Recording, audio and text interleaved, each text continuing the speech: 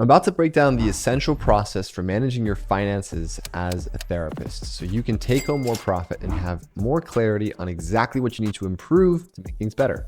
I've taught this to hundreds of clinicians, but today I'm giving it all away for free. This is the exact same process and principles I use to run my own 7-figure business. And here's the thing. You need to learn to manage your finances so you don't have that feeling like there's never enough or that you're just bad with money. Managing your finances is a skill that can be learned like anything else. And when you learn it, you'll have the clarity and you'll tend to make more of it. So along with the managing the finances, I talk a lot about how to learn more, combine them both, and you're gonna be really happy. All right, so we're talking about managing your money. The first thing I'm gonna tell you is my experience in grad school. So about 6 years ago, I was in graduate school myself, and I had a lot of student loans. I went to 3 different colleges in 4 years. So I could transfer multiple times, make it to a Division I school, and I ended up becoming the captain because I wanted to be a pro soccer player. Kind of a lot different than my current role as an entrepreneur. But in that process, I wasn't thinking about the debt that I was going to take on, right? I wasn't thinking too far ahead in the future. And there was this moment, my final year, where I was pretty terrified. I knew I needed to face that number. I had never made more than $10,000 in a year. So I knew the number would seem unfathomable to me. And I remember trying to log into my student loan account, but I didn't know the password and I just kind of gave up. But I knew that I needed to.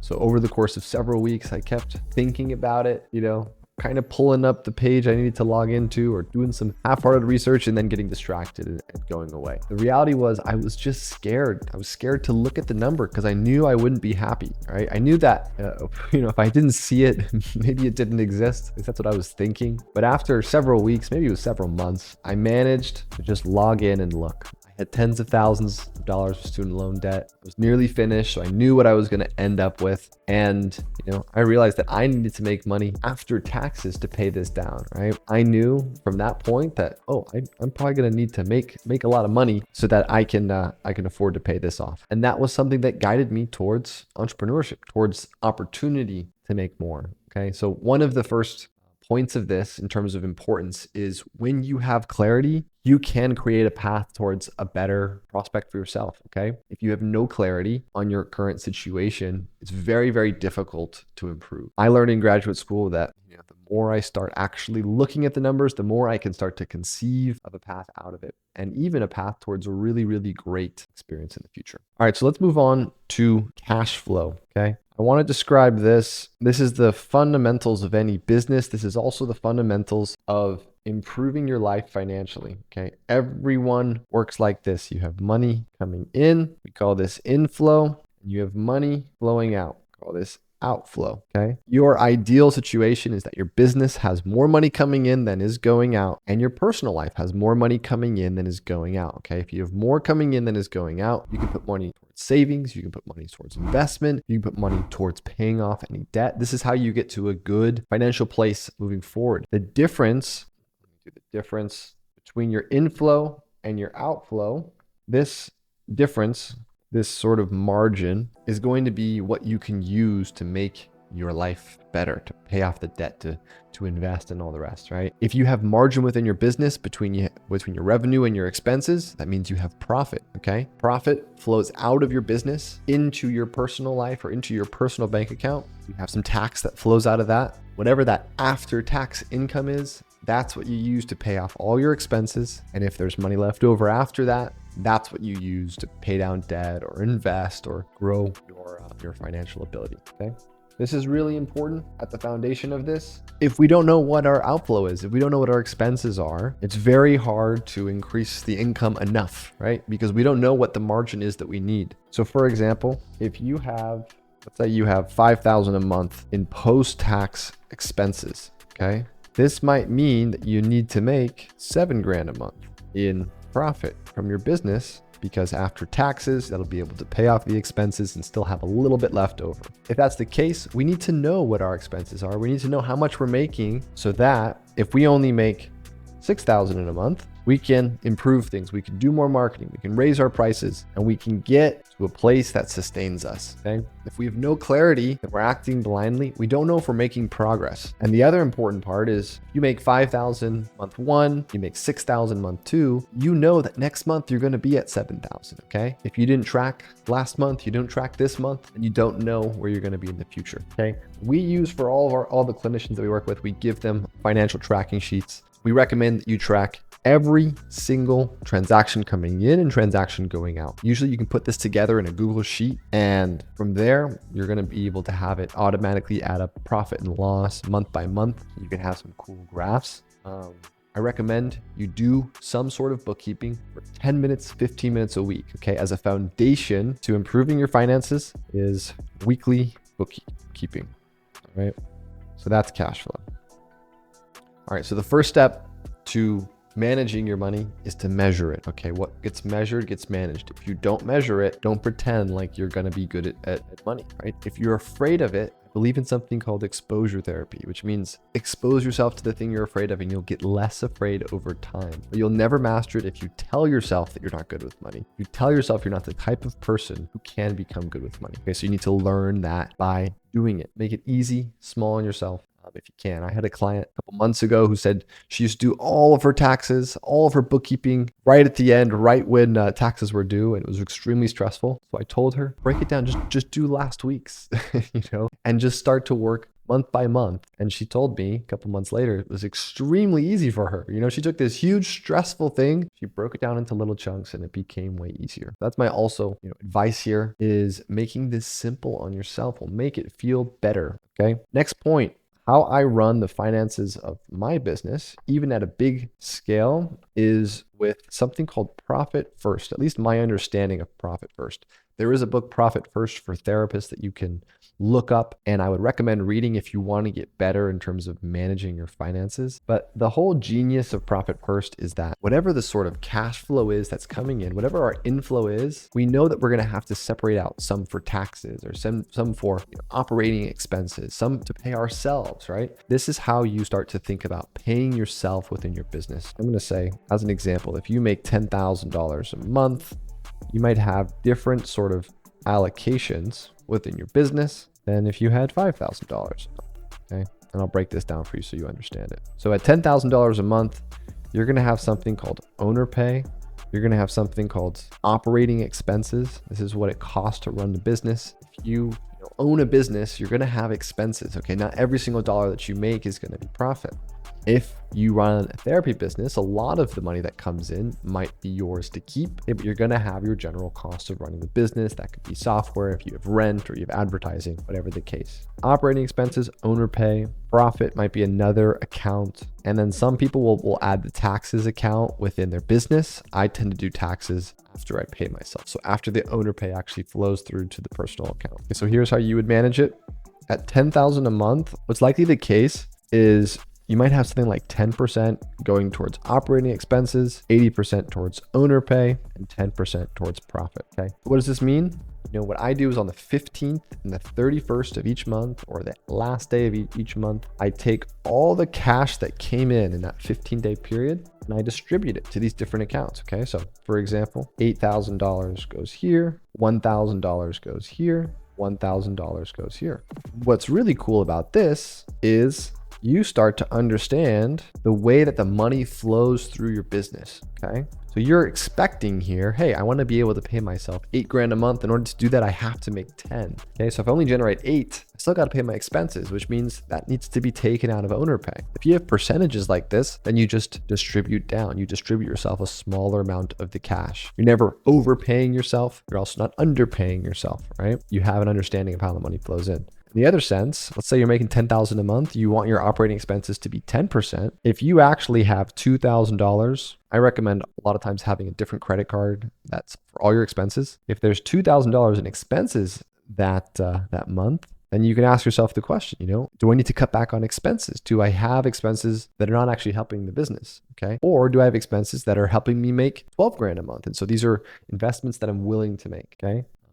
And then the profit account is money that you can either store in your business or you can choose to distribute it. But the simple way that I like to say running your business is have cash set aside, which is a couple of months of operating expenses. So if you have $1,000 a month in expenses, try to have $5,000 a month, $5,000 in your bank, just saved, 10 grand saved in your business account, so that if something comes up, you want to move into a new space, or you want to invest in training, or you want to invest in advertising, you already have the money to do it. A lot of our clinicians who are the best financially minded have a savings of 5,000. So, if you had 10,000 a month that came in every single month, you could pay yourself 8. You would see this $1,000 would stack up to 1,000, 2,000, 3,000, 4,000. And then if operating expenses is more than is necessary, you would take the money from the profit account, distribute it into the operating expense account to pay off your operating expenses, right? What I found that's really, really helpful about this is that, in order, all of my credit cards are linked up to the operating expense account. This is a sub account within my bank account. And what this means is, if I don't have enough money in this account to pay my expenses, and I have a lot of expenses because we have payroll and software and advertising and all the rest, that means I have to take from owner pay, right? Or I have to take from the profit. And that's okay to do. But what that signals to me is that, I overspent, or I didn't bring in enough cash, or I'm not able to pay myself because my expenses are so high. So what this does is it teaches you, especially when you do it consistently, how the money's flowing through your business. Having a lot of operating expenses is not bad, right? Having a 20% or having a 50% operating expense is not bad. Okay. It's all about what it gets you in return. So if I'm investing money to be in this office space that I really love or has potential referral sources next to me, is that worth it, right? But it's good to reassess, especially a lot of times if we can save money that we're using ineffectively, we can make a lot more. This is how we run our finances consistently. What I was going to say is that if you're smaller, if you're at 5,000, these numbers might be different. You might have a higher percentage towards operating expenses, because sometimes as a percentage of your business, the expenses are higher when you're smaller. Okay. Let's say that operating expenses is 25%. Okay. Profit is 5%. Owner pay is 70%. Every business is going to be different, but generally therapy practices, you're going to have a very high percentage, which is owner pay that's just directly paid to you, especially if you don't have employees and don't have a bunch of huge expenses. You're gonna have a percentage towards operating expenses and a percentage towards profit. You can choose to change these percentages. You can choose to aim for, hey, I need to take home $8,000. Or to do that, I'm gonna make it 80%, or I'm gonna make it 90%, or I'm gonna make it 40% because I like to have more cash in the bank. And then each month, I like to do it twice a month. You can just do it once a month. You take all the cash that came in, distribute it to different accounts, different sub accounts. So here, 70%, I think that's 3,500. Let's say this is that. I think it's 1,250. Use my math if it's wrong. Maybe 250 here. And that's what you're going to see. You're going to see that the amount you pay yourself grows over time, but it never overgrows the amount that comes in, right? You always have money for your expenses as you're doing this. I personally, in my own life, do this, and then I have my owner pay go to my personal account. That's terrible handwriting. And the personal account is gonna flow to these different pieces as well. So I have a big profit account, which is all the money that comes from the business. And then I have a life payment account that I use to pay for all of the payments of my life. And then I have a taxes account. And this is what I allocate a certain percentage to pay off towards taxes. You can have different percentages. A special account that I'll use for more special occasions or investments, right? And I'm planning to create another sub account, 10% of the income going towards investments. What this does though is it automates a lot of your finance. You just have to look at it once a month, but okay, my goal is to get $20,000 in the bank, or 50,000 saved up, or 100,000, $1 million in investments. How much do I need to bring in per month? If you're only putting $50 towards investments per month, it's going to take a long, long time. You can do the math. But if you do the math and then you track the money, if you're on track or not. The big thing I say is a lot of the work we're doing with clients is a feedback loop. It's okay to not be where you want to be yet. But if you don't know why, you're doing yourself a big disservice. And so understanding why you're not where you want to be, and then improving your marketing, improving your pricing, improving your experience working with your clients, improving your communication cadence with them so they bring more referrals because you're just a better professional, right? These are all things that lead you in the right direction over time. It's not going to happen necessarily tomorrow, but it can happen much faster than you think if you have your numbers with your finances coupled with quality business experience. All right, so these two things together, understanding your cash flow and really tracking your bookkeeping. From there, using the profit first methodology to have a certain different percentage going towards your expenses, which you're gonna have. It's okay to have expenses, percentage towards paying yourself, and seeing that grow over time when there's more cash coming into the business will help you really master your finances. From there, the recommendation I would make, if your goal is to become wealthy, not just stable, having extra money left over, is tracking your net worth, okay? We were talking about this on a group call with clients several weeks ago. One of the clinicians tracks her money every single day. And she said she learned it, I think it was in an addictions class, about how people that are not good with something, the more you do it and create habits around it, daily habits around it, the more you master it. Your finances are the exact same way. One thing that I've done, been extremely helpful to myself, is tracking my net worth daily. I don't do it every single day, but there's big stretches where I'll do it for 3 months at a time. I'll usually do it every 3 days at least. What does this look like? What I have is a big assets, liability columns, and then I'm going to have the date. So let's say today was November 29th, and I'm going to have all my different assets in certain columns and all my different liabilities. Let's just say this is $100 and this is 100 and this is 100. I've got $50 in debt here and $50 of credit card debt and $50 of house debt, and all together we add these up daily and you get a sum. All right, I'm plus 150. Okay, if you're negative by a long amount, it's okay, or at the very least, you have to look at it so you can make it better. What people don't like, especially if they're trying to improve their finances, is they don't like how big it feels. But as long as you're making progress, you can see that that's really, really motivating and inspiring, So for example, if you go up, we see this with our clinicians a lot, they'll go up to 1,000 to 3,000 a month to 5,000 a month to 7 to 9 to 11, and they'll continue to grow the income. You want to see the subsequent growth in what's left over for you, okay? Subsequent growth in your net worth. If you do that, you're going to have money left over. You're going to be good. Okay. If your net worth isn't growing, then usually your expenses are growing alongside your income. And if your expenses are growing at the same rate as your income, you'll never get ahead. Okay. I say this 1,000 times to the clinicians we work with. A lot of that money is in your numbers, is in your ability, get out of your own way and to track it, making it simple on yourself. From a cadence perspective, I would say once weekly for bookkeeping, once monthly for distributing the cash based on profit first, daily for the net worth tracking. If you can put that all together, it's maybe an hour a month, an hour to 2 a month.